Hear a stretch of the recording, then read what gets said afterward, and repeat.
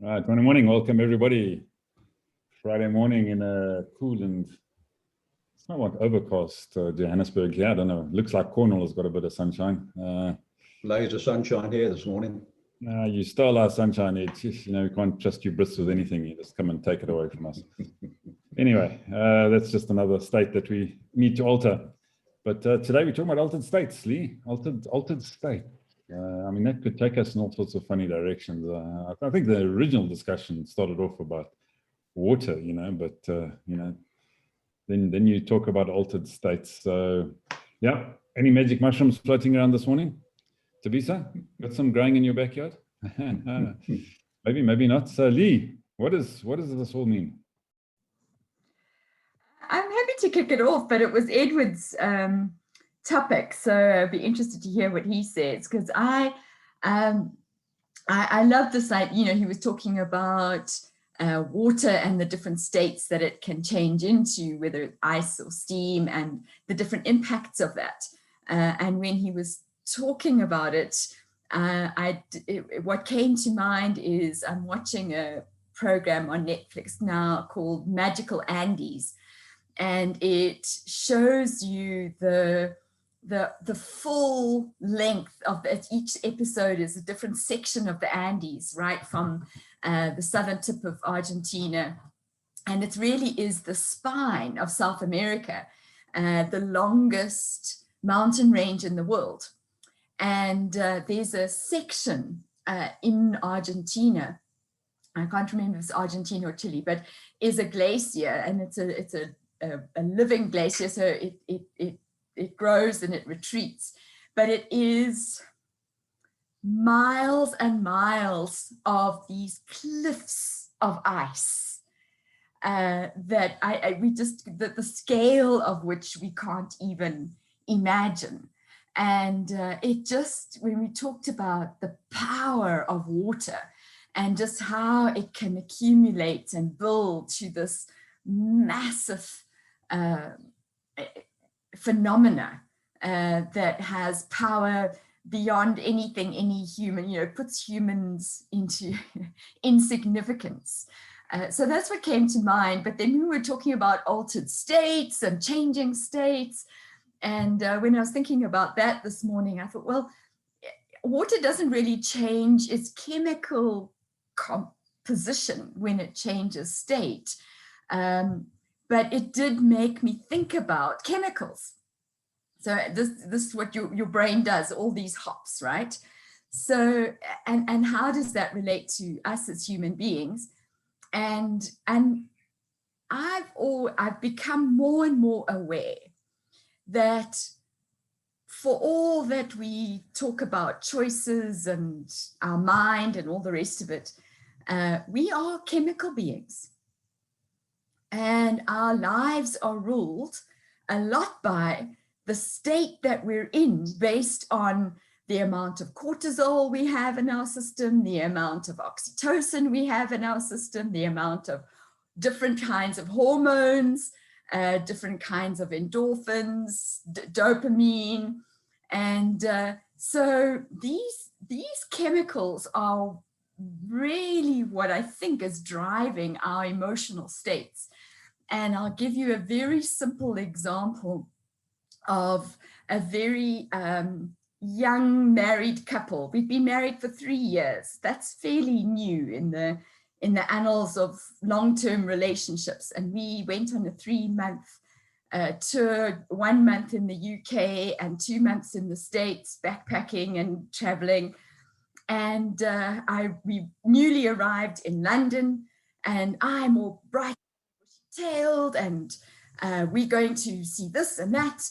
And now it's sort of, we're getting a little bit hungry. But we must eat at a London pub. That's what we had to do. We've got to experience the culture. And we happened to be in a part of London where we could not find a London pub for blocks. And we walked and we walked and we couldn't find anything. I don't know how that happens, but that's where we were. And I was getting a husband who was getting less and less likable by the second. And you know what? It took me ages, and I wish I was cleverer and I learned quicker, but it took me ages to realize if I had a husband who had eaten, it was much easier to live with. So I kept insisting that we must find this pub, and and much to my detriment, if I had just fed him, I would have had a much happier time. And it didn't matter if I went into a McDonald's, it would have been easier. So chemical states actually do impact our lives. And so I think let me leave it at that. All right. So yeah, chemical states. Yeah. Very interesting, especially in the early years of a marriage. Well, we won't go down that route. So Ed, you better take us down the right route here. Yeah, it all started because I was fascinated by Tobiso's enthusiasm for the fact that water in a cup was the cup, and that water in a bottle was the bottle. And I thought that was a fine example of youthful enthusiasm for simple things. And I think once you've been around the block a few times, you realize life is never simple. And the first question for me was, what was the water doing in the cup? Cups are for coffee. You drink water out of a glass. Now, having said that, of course, in some countries, Spain, for example, where they drink coffee out of cups, if they want to make it a special occasion, they drink it out of a glass. Now, to me, that's just weird, drinking coffee out of a glass. Anyhow, back to our cup of water. You know, Tobiso said that the water was the cup. Well, the interesting thing is that if you put as much water as you can in the cup, the volume of water is actually bigger than the volume of the cup, because the surface is slightly domed due to surface tension. So the water is more than the cup. And the other thing is, the cup is not full because you can put salt in it and it won't overspill the water. And then you can continue putting salt into it until a certain point in time when the salt won't dissolve anymore, it will sink to the bottom and it will displace its own volume in water. However, that's not the end of the story, because if you heat the water gently, it will actually accept more salt. So you can add more salt. Even when you thought the cup was full, you can heat it and add more salt. So that was quite interesting. And then, of course, Lee hit on it that water is a chemical, H2O. And like all chemicals, it has three states. And you could argue there are four states, but we'll stick with three: solid, liquid, and gas. Now, if you have a cup full of solid water, ice, and it's very hard actually to get a cup of full of solid ice, because water expands when it forms ice. So actually you have to fill the cup with about 92% volume and then freeze it, and it will then become a cup full of ice. And then perhaps the ice is the cup, because the surface is flat. So the volume of ice is the same as the volume of the cup. And if you take the cup away, the ice has the same shape as the cup, except for the handle. Now, if you try doing that when it's in its liquid state, water, you take the cup away from the water and it loses its shape. You may have a puddle or a stain on your carpet. But the interesting thing is, it's not just the shape of the water that's changed, it's its relationship with time. Because if you leave a cup of water on the side, eventually there'll be less water in the cup, and the cup will then, over time, become empty as the water evaporates. Now, of course, a puddle on your work surface or on your tiles in your kitchen floor will actually disappear quicker than the cup of water would do. So it's changed its relationship with time. Now, Treviso also talked about a bottle. Now, if you put water in a bottle and freeze it, you'll shatter the bottle because of the expanding ice. So water is only the bottle when it's in its liquid state. It's not the bottle when it's in its solid state, because it destroys the bottle. The other interesting thing is, if you take warm water and put it in a freezer, it'll reach a frozen state quicker than putting cold water in a freezer, which is counterintuitive, but there you go. Life is never simple. And then if you think about water in its other state, things get really, really, really, really interesting, because water, if it turns into steam, and people have different meanings of steam. Steam isn't actually water's gaseous state, it's actually a vapor, so it's small water droplets. If when your kettle's boiling, you look at the bit just by the spout, you'll see nothing, because that's the gas. And then the steam is as it cools, it forms droplets. But pure steam will be 1,700 times the volume of water. So can we then say the water is the cup? Because the water's then the room, it might even be the whole house. So yeah, and the power of that steam is immense, absolutely immense, and something that's really hard to harness. And if you think about it, I don't know whether you guys use pressure cookers, but they always have a safety valve just in case things go wrong.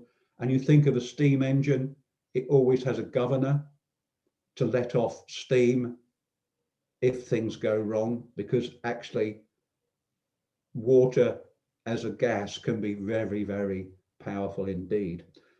And so that's the quite interesting bit. And then when you take the heat source away, the water, the H2O reverts to the water state, and it all condenses down from this huge volume to a tiny one. And then if you think about this altered state, if you've got an iron bar, unless you're Arnold Schwarzenegger or perhaps Uri Geller, you can't bend it. But heat it up and it becomes very pliable. Hit it with another iron bar, or perhaps something called a hammer, and you can shape it into a sword. And you can cut things with it. So this blunt instrument then becomes a sharp instrument. So I think, that's the fascinating thing, that there are different states and different conditions and different things. And in business, if you've got your business sorted out so it's a cup to hold water, what happens when conditions change? Or you've got it in a bottle, your business is a bottle containing water, and the economy freezes, your bottle shatters. Or what happens if the economy takes off and your business takes off? Are you prepared to harness that steam, or are you stuck with your bottle? So I just think it's fascinating, this change, and I think the simple concept that the water is the cup or the water is the bottle is flawed, because it doesn't take into account changes in state, changes in temperature, all sorts of little things like surface tension, dissolving stuff in a solution, stuff dissolving at different temperatures, and that's what makes the world so wonderful, I think. So that's my thoughts on altered states. It's a pity Laura wasn't here, because I think she might have talked about that movie. Thanks, Ed. Yeah, so Treviso, have you been flawed? No, I don't know. So, your thoughts on altered states, Treviso? I remember reading a book by Napoleon Hill, Think and Grow Rich, and it explored the subject of sex transmutation. That is using, the emotion of sex to actually, into your work rather, he stated that this is how you create great work, you know. I was a bit skeptical. I thought this was suspect to me, you know, because it sounded like saving sex for old age, and I didn't think that was like a good idea, you know. But I carried on reading the book, and it talked about these great people who actually use the emotion of sex to their work, you know. And the list included great people like war legend Napoleon Bonaparte, you know. I talked about Shakespeare.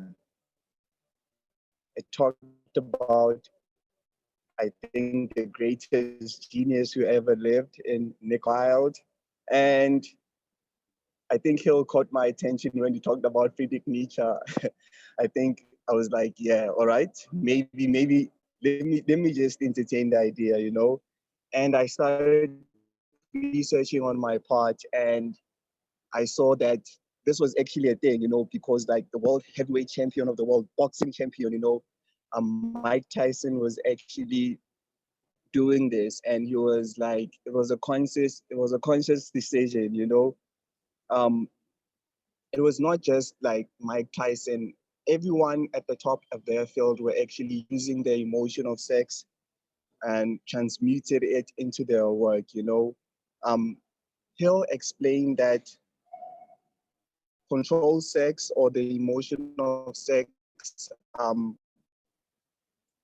sharpens imagination and personality, you know. It helps to master laziness and procrastination.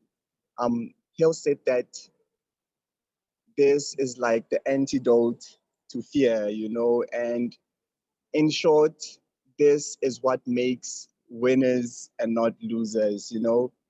Um, and I think in a sense, it made sense when he said that, you know, because I think that sex is like, you know, uh, ritual for creation, you know. Um, Sex transmutation, I think that it's the great secret, you know, because if you overindulge in like sex, I think that's your eyes, like, you know, that sparkle actually disappears, you know, and that enthusiasm use it, you know. Um, and in terms of your mental cognition, I think that it slows things down, you know, and your step, you know. I think that when you don't have that thing, you can't actually do great things, you know. So I think that when it comes to altered states and in relation to your business, I think, or whatever you do, your trade, I think that using the emotion of sex strategically, you know, actually dominate um,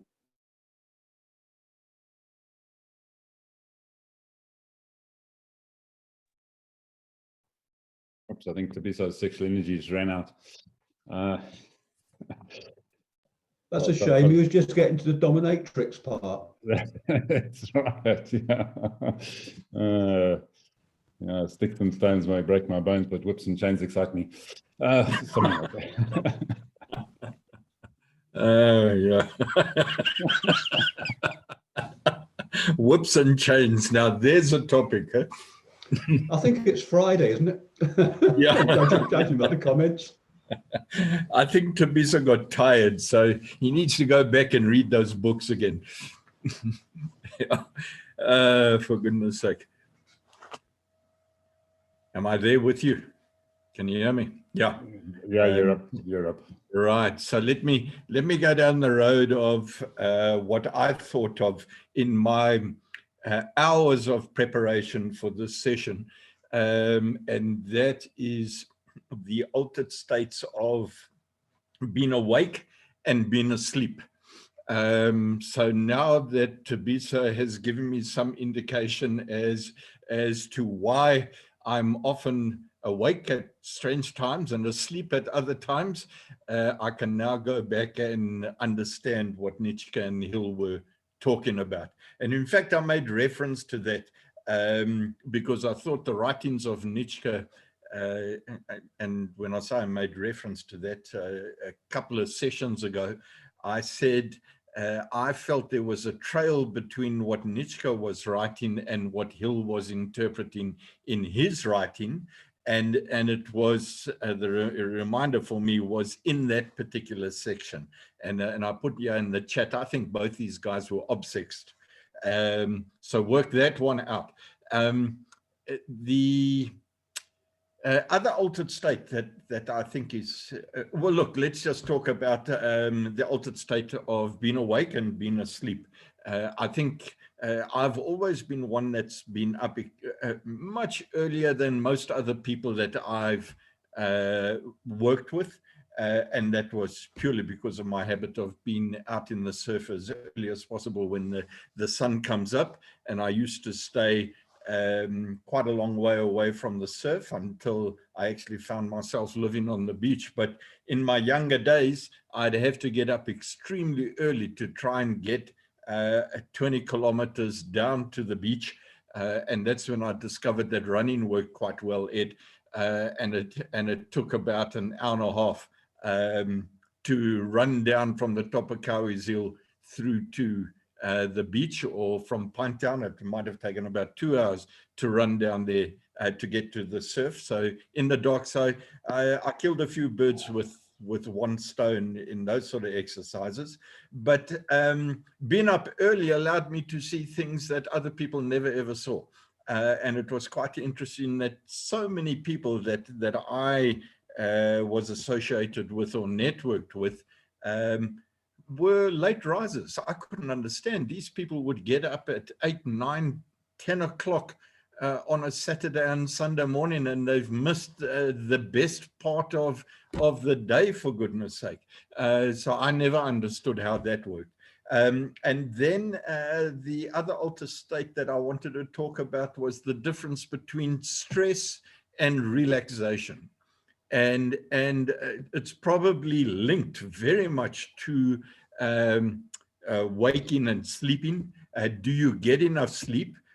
And then I must add to it, I also went to bed a lot earlier than most of my colleagues and associates. So by 8 o'clock, my eyes are drooping. By 8:15, I'm gone. So don't try and contact me at those times, because I'm up at 3:30 in the morning. So that's how I would get my 8 hours sleep, between sort of 8 o'clock and 3 o'clock. So I was always comfortable with that. And I still do that today.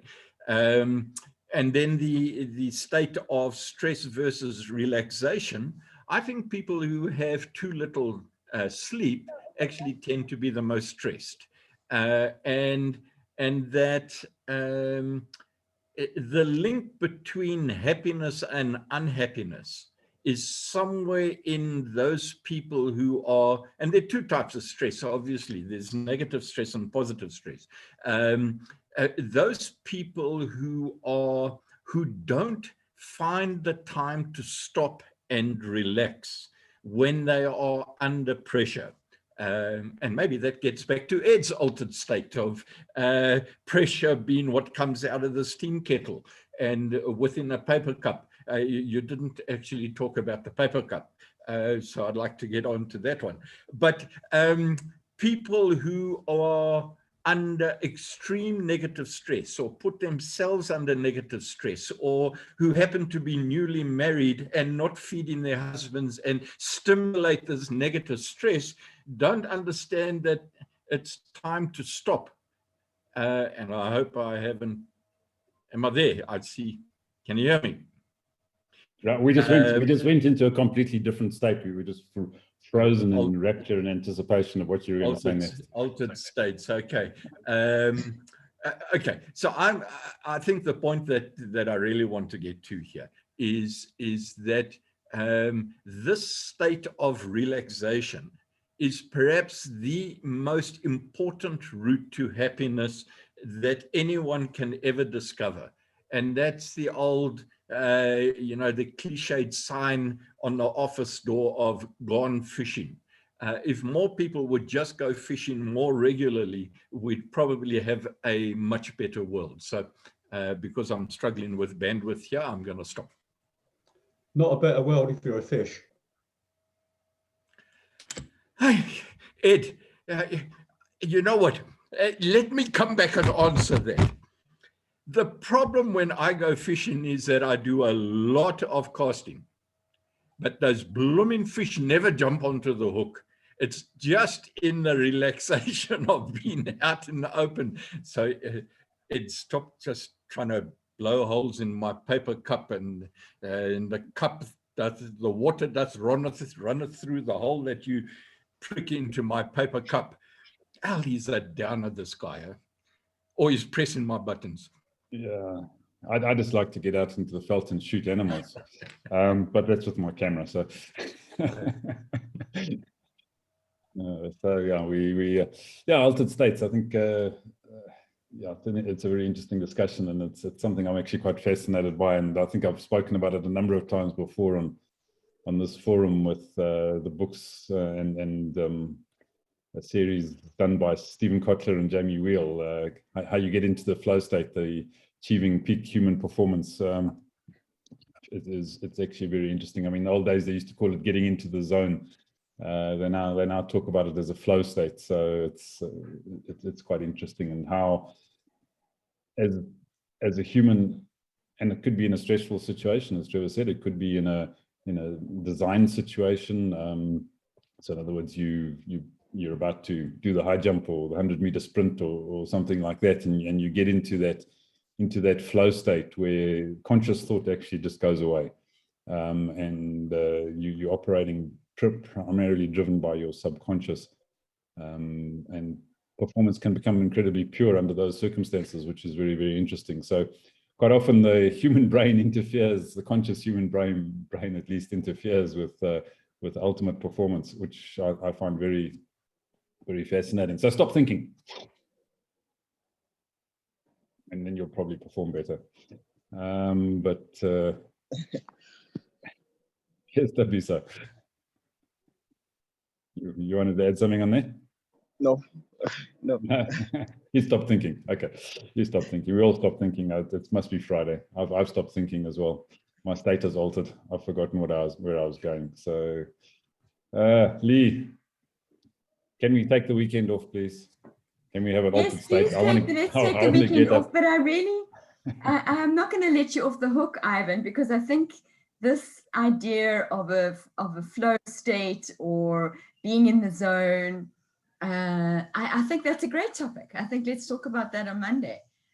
What does it take, or what does it mean to be in the flow or in the zone? So, yeah. All right. Well, I've already given you all your homework. I popped a link in the chat box there for Stephen's presentation on how to get into the flow state. So you can watch that and come and do my section for me on Monday. And then if I can just give you a reminder that we're changing the format of Wisdom's Chats from next week.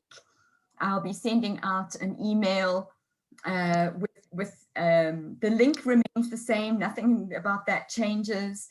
The day, the time doesn't change, just the program. And so Mondays, Wednesdays, and Fridays will be along a similar format to what we're currently doing. Tuesdays, we are focusing on personal mastery and following program track with that. So anybody that is doing the Wisdoms program will be able to join us on a Tuesday and follow the process with us. And then on Thursdays, we're doing business fundamentals, which is also Wisdom's program. And that too will just help those who are actually following the actual outline of the course. Will be able to have discussions around those topics. So still open to everybody, still opportunities for everybody to share, just being a little bit more structured in terms of the topics for each week. Great, thanks, Lee. So we're changing the state of Wisdom's Chat slightly, but we'll get onto that next week. So if you are off for the rest of the day, Have a great day. Have a great weekend. We look forward to seeing you on Monday morning. Cheers now. Bye. Have a great weekend.